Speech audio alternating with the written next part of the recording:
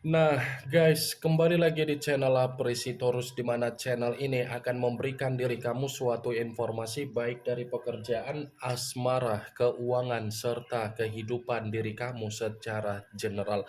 Sebelum saya memberikan suatu informasi dari berbagai aspek yang barusan saya katakan tadi, saya juga mengingatkan kepada teman-teman, informasi yang saya berikan terhadap diri kamu bukan suatu acuan untuk kamu ambil dan untuk kamu terima. Saya hanya bisa memberikan diri kamu suatu informasi berdasarkan kartu yang saya pegang ini. Diri kamu hanya bisa berencana terhadap kehidupan kamu, akan tetapi dibalik dari informasi dan perencanaan tersebut, lagi-lagi yang menentukan adalah Sang Pencipta.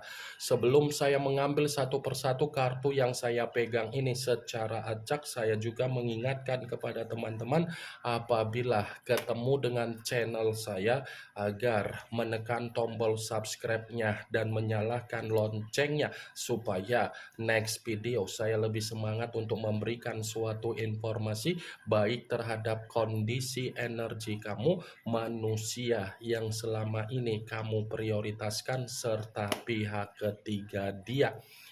Oke, Wak Geng, kali ini saya ingin mengarah dan ingin mengambil satu judul, tetapi judul tersebut masih ada kaitannya dengan kartu yang saya pegang ini. Apa yang ingin disampaikan oleh kartu ini ketika saya mengatakan apakah manusia itu sadar atau tidak sadar, terima atau tidak terima, ada karma yang akan dia alami. Apakah kartu yang akan saya ambil nanti akan memberikan suatu gambaran yang bersifat positif atau memang justru kebalikannya? Kita langsung saja. Saya akan mengambil beberapa kartu, di mana kartu yang akan saya ambil nanti bisa saja bersifat resonate, bisa saja tidak bersifat resonate. Semuanya saya kembalikan terhadap pola pemikiran kamu, semuanya saya kembalikan terhadap situasi energi yang kamu miliki untuk saat ini.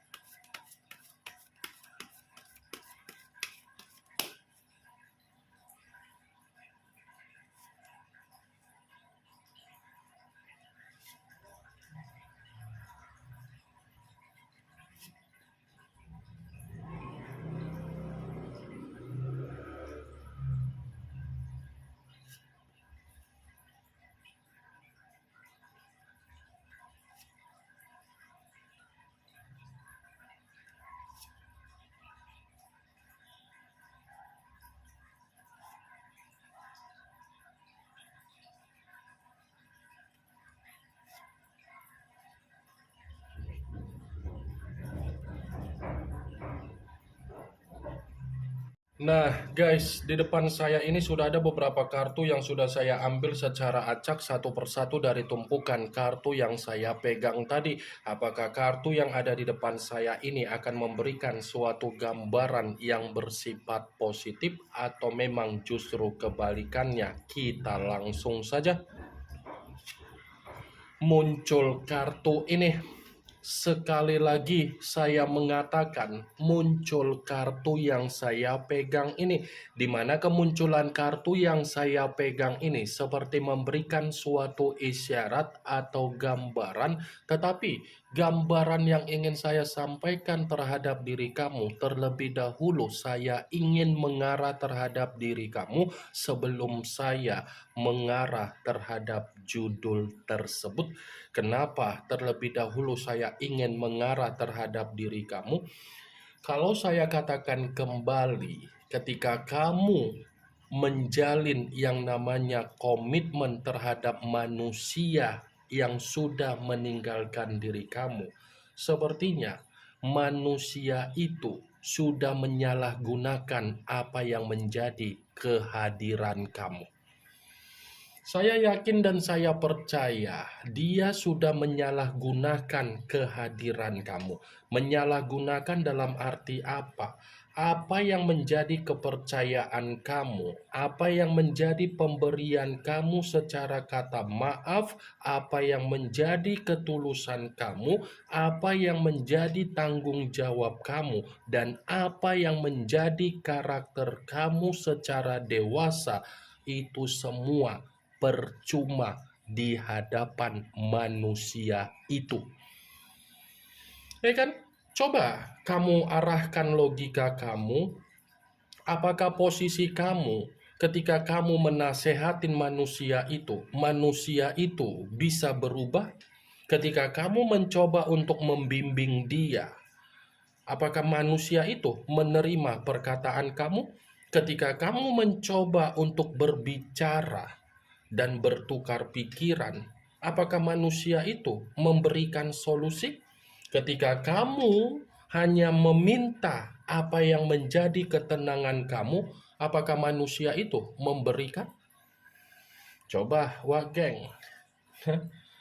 Saya berbicara dari apa yang menjadi perkataan saya tadi bukan berarti saya ingin mensugesti pemikiran kamu agar pemikiran kamu bermain untuk mengikuti ucapan saya, tidak. Tetapi coba arahkan dulu logika kamu untuk sementara waktu.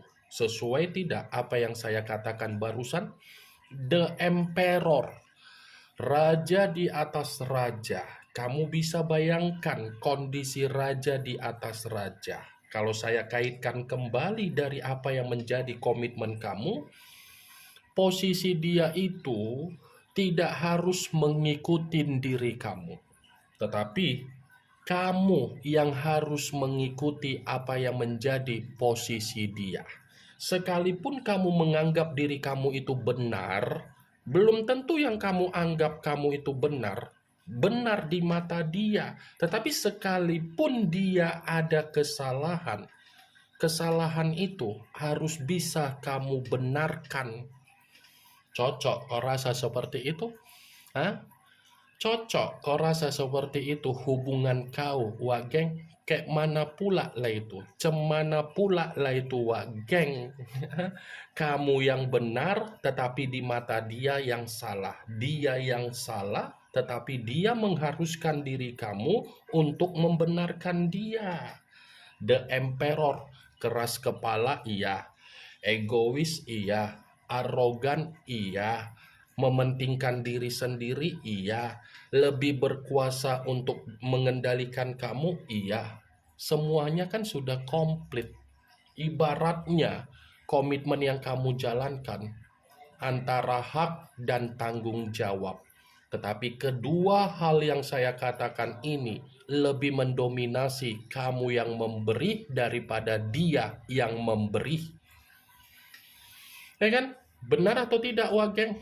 Saya hanya sekedar ingin mempertanyakan saja, benar atau tidak dari apa yang saya katakan tadi. Antara hak dan tanggung jawab, hak dan kewajiban. Ada tidak kewajiban dia untuk dia berikan terhadap diri kamu agar kamu menerima hak kamu sebagai pasangan? Tidak kan? Tetapi dia memaksa diri kamu untuk kamu memberikan kewajiban kamu dan hak dia. Egois nggak manusia seperti itu? Keras kepala nggak manusia seperti itu? Ketika ada masalah, dia yang memberikan masalah, dia yang pergi. Seakan-akan di dalam pemikiran dia, saya nanti kan akan dicari.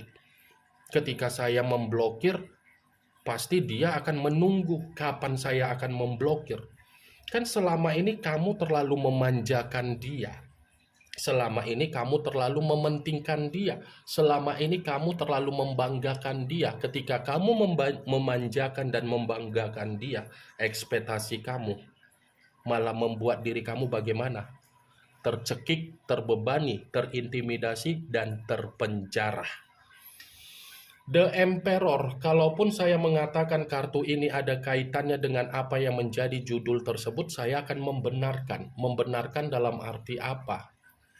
Ada gilirannya di mana manusia itu akan mengemis kembali terhadap diri kamu, tetapi ini adalah bentuk karma dia.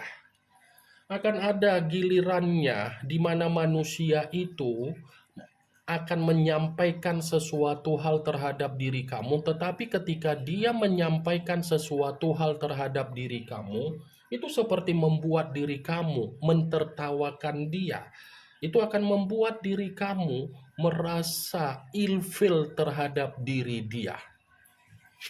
Muncul kartu The High of Priestess, yang dimana kemunculan kartu ini berbicara secara pendeta, tetapi pendeta perempuan. Kalau seandainya saya mencoba untuk menarik kata pendeta, pendeta yang saya tarik ini ada kaitannya dengan apa yang menjadi judul tersebut, tetapi dalam arti apa?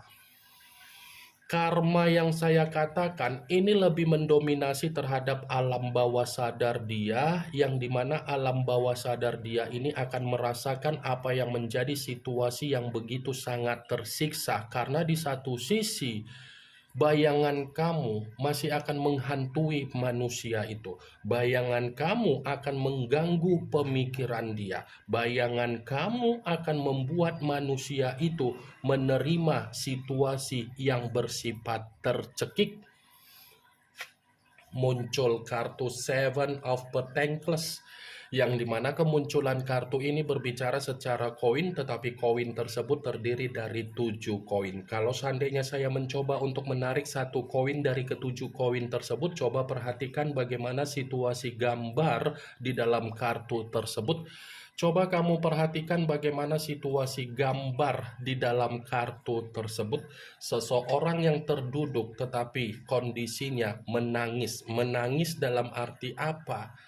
Karma dia ini secara kehidupan dia penuh akan kegagalan, bukan keberhasilan. Apapun situasi yang dia lakukan dan apapun situasi yang dia pikirkan dan apapun situasi yang dia prioritaskan, semuanya akan kembali dalam situasi apa? Nol, nihil, tidak ada hasil. Muncul kartu The Hangman, yang dimana kemunculan kartu ini selalu saya katakan sebagai kartu yang berbicara dalam kondisi terbalik, kepala di bawah, kaki di atas. Kalau seandainya saya mencoba untuk menarik kepala di bawah, mungkin ada kaitannya dengan judul tersebut. Kenapa? Bisa saja akan ada kondisi di mana berbagai orang di luaran sana akan mengucilkan manusia itu, akan tidak menghargai manusia itu, akan mengasingkan manusia itu, dan berbagai orang sudah tidak mau untuk memberikan kepercayaan. Ya, ibaratnya berbagai orang di luaran sana akan memberikan sifat apatis terhadap manusia tersebut. Muncul kartu Seven of Swords, kartu yang berbicara secara pedang, tetapi pedang tersebut terdiri dari 7 pedang. Kalau seandainya saya mencoba untuk menarik satu pedang dari ketujuh pedang tersebut, satu pedang yang saya tarik ini pun masih membenarkan apa yang menjadi judul tersebut. Membenarkan dalam arti apa? Akan ada kondisi di mana manusia itu akan terjebak dengan apa yang menjadi permainan kemanipulatifan dia. Akan ada kondisi di mana manusia itu akan terjebak dengan apa yang menjadi karakter keserakahan dia, tetapi karakter keserakahan dia akan menghancurkan manusia itu sendiri. Muncul kartu Nine of Swords, yang dimana kemunculan kartu ini berbicara secara pedang, tetapi pedang tersebut terdiri dari 9 pedang. Kalau seandainya saya mencoba untuk menarik satu pedang dari ke-9 pedang tersebut, satu pedang yang saya tarik ini, coba kamu perhatikan bagaimana situasi gambarnya. Karena secara tidak langsung kartu ini pun membenarkan judul tersebut. Membenarkan dalam arti apa? Akan ada kondisi di mana karma dia berbicara secara kesetresan, berbicara secara kedepresian, berbicara secara ketakutan, berbicara secara ketidaktenangan, berbicara secara penyesalan. Muncul kartu Nine of Wands, yang dimana kemunculan kartu ini berbicara secara tongkat, tetapi tongkat tersebut terdiri dari 9 tongkat. Tadi 9 pedang, sekarang giliran 9 tongkat. Kalau seandainya saya mencoba untuk menarik satu tongkat dari ke-9 tongkat tersebut, saya rasa akan ada gilirannya di mana manusia itu tidak akan diperdulikan oleh berbagai orang, termasuk diri kamu, termasuk dari orang yang selama ini dia anggap bisa membantu dia, yang selama ini dia percayai. Muncul kartu The Devil, yang dimana kemunculan kartu ini berbicara secara unsur tanah, berlambangkan 3 zodiak Capricorn, Taurus, dan Virgo. Kalau seandainya saya mencoba untuk mengesampingkan ketiga zodiak yang barusan saya katakan tadi, saya rasa kartu ini membenarkan judul tersebut. Membenarkan dalam arti apa? Ya, bisa saja karma yang saya katakan ini adalah bentuk resiko dia. Karma yang saya katakan ini adalah cerminan di mana manusia itu akan menerima apa yang menjadi dampak buruk. Karma yang saya katakan ini bisa saja cerminan di mana manusia itu akan menerima apa yang menjadi situasi penyakit di dalam kehidupan dia. Ini yang ingin saya sampaikan terhadap diri kamu dari berbagai kartu yang saya pegang ini. Yang positif ambil, yang negatif buang. Sekian dulu informasinya. Salam kartu tarot, salam zodiak.